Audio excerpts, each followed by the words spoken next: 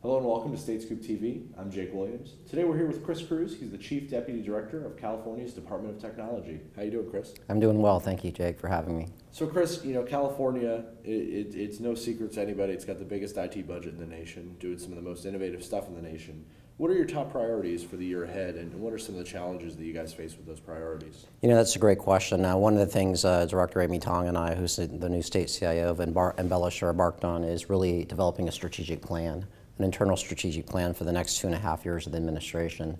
Those priorities center around organizational sustainability, sustainability really to enhance our customer services approach to our customers, to be more innovative and transformative in terms of deriving top technology solutions, and really getting out and ensuring that we have a capable and competent IT workforce, attracting millennials, ensuring we have the necessary logistics in place to ensure that they're happy and they can come to work and they can be supportive in California. That also includes a virtual work environment that we're putting together, that we're offering, and also telework to our new staff coming into the organization.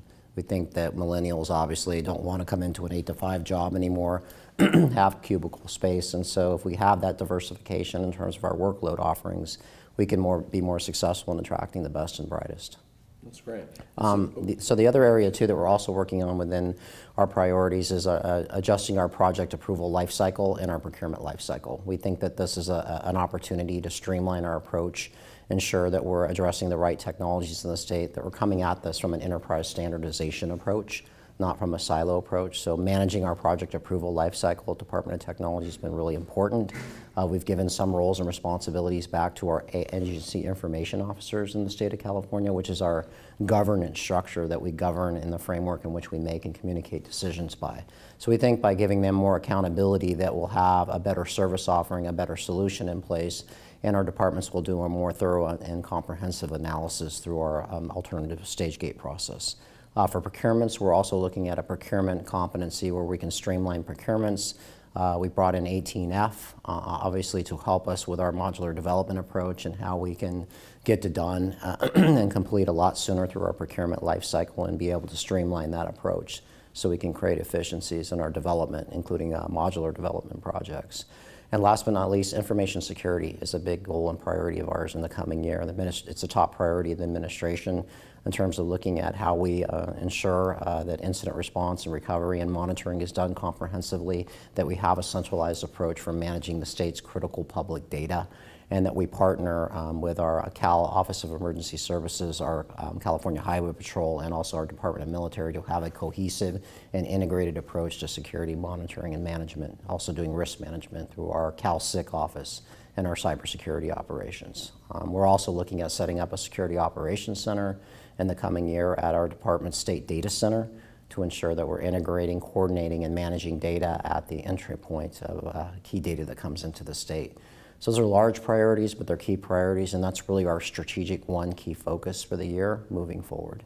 That's great. And so, you and I have talked quite a few times now. We've gotten to know each other pretty well. But what aspect of state IT and working in government and working in technology in government, what aspect are you most passionate about? What keeps you coming to work every morning? Well, I think being a passionate public servant, I think, working for the people, ensuring that we're providing customer-centric services that create efficiencies and effectiveness for government, and also at a reduced cost. I'm a big believer in that, if we distribute and we roll up technology to a centralized level or approach, we're going to create efficiencies for services. Also, I think moving services to the public in a way that they can access information through a single portal. I think that's really important. But most of all, again, coming back to the passion as a civil servant, understanding that I'm a taxpayer. There's a lot of 39 million taxpayers in California, and that we have to have fiscal responsibility when we manage the state's budget and ensure that we're getting services and providing those services also to the most needy Californians. I think that's the passion and the drive that we can make changes and that we can feel good about the public value and the legacy transformation we would make as a leader. So those are some of the items that really motivate me in government and get me up every morning to come to work and really work with an empowered state staff. We have a lot of people that are very passionate about getting work done, that are perfectionists, and government, that's the ultimate payback, is that you see the roots of your labor and results of your labor result in people getting health care, people getting child welfare services, people being able to deliver on certain things that you couldn't do in the private sector. So the public value for me is very high. How would you say that California has been at the forefront of technology innovation? Yeah, I think that that's one of the areas that we're making some significant progress in, Jake. As you know, we kicked off a new CA.gov, so we've rebranded our whole website, and it's more of a look and feel that overlays with the geographic information system. So it's basically parsed by county. So if you're in Los Angeles County, you would get a Los Angeles County perspective on geographics and information that you would want to know to find necessary services. I think that's been huge for us. That's going to be our core in terms of our innovation hub. We just recently came out and launched our innovation lab at innovate.ca.gov that I believe is the first state innovation lab of its kind that will allow for open source and modular development folks to come in free of charge into our lab and partition a sandbox or space, if you will, to develop open source capability and being able to share that code. So we're using Red Hat and GitHub as a way to extract code from that particular system as well. So there's all kinds of opportunities, I think, in the state now to bring your best and brightest ideas and share those across the enterprise.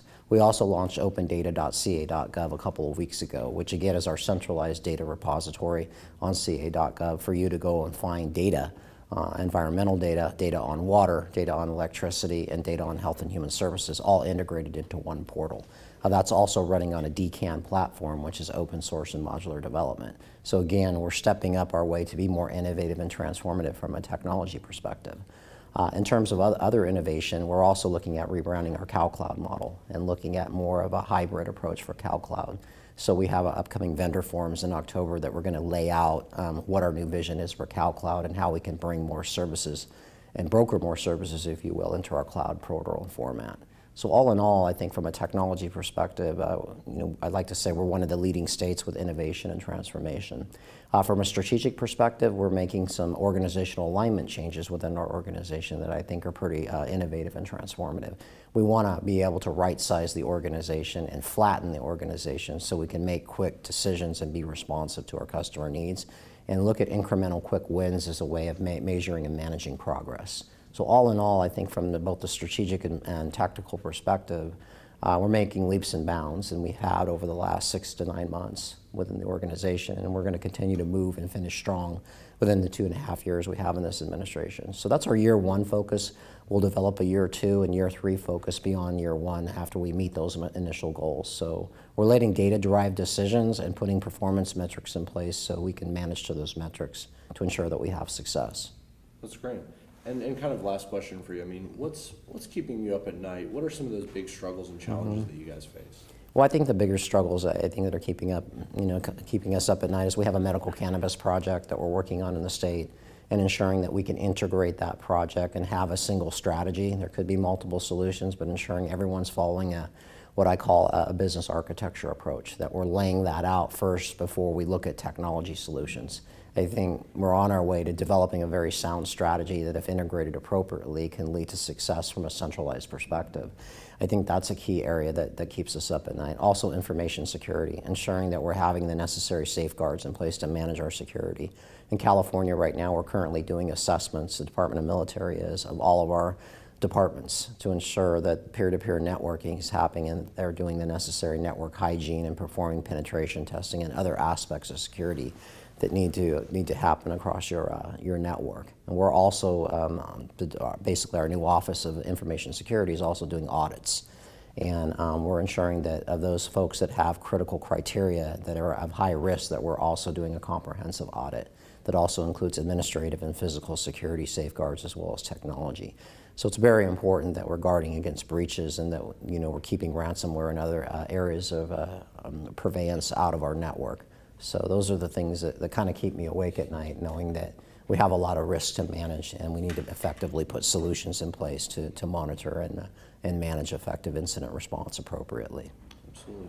Well, Chris, thanks for being with us. I Thank appreciate you. your time today. Appreciate it. Thanks for having me on. Yeah, thank you.